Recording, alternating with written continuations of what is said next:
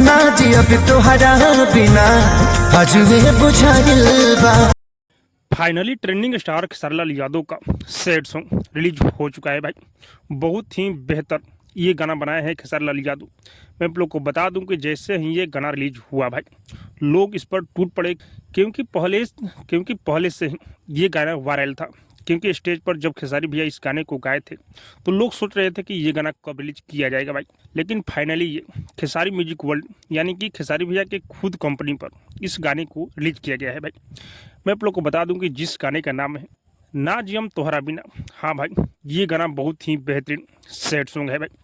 मैं आप लोग को बता दूं कि इस गाने को खेसारी लाल यादव गाए हुए हैं भाई। कोई फीमेल सिंगर का इस गाने में आवाज़ नहीं है और कृष्णा बेदर्दी इस गाने को लिखे हुए हैं और म्यूजिक आर्या छोड़ के चल जाए जान बारात तोहरी आइल बा। शर्मा का है। और ये गाना खेसारी म्यूजिक वर्ल्ड पर रिलीज हो चुका है भाई। बहुत ही बेहतरीन तरीके से इस गाने पर लाइक मिला है भाई और व्यू भी इस गाने पर दबाकर आ रहा है भाई। ये गाना पक्का वायरल होने वाला है। बहुत ही ज़बरदस्त खेसारी भैया इस गाने को बनाए हुए हैं भाई। अगर मैं वीडियो क्वालिटी का बात करूँ तो वीडियो क्वालिटी भी इस गाने का बहुत ही ज़बरदस्त लग रहा है।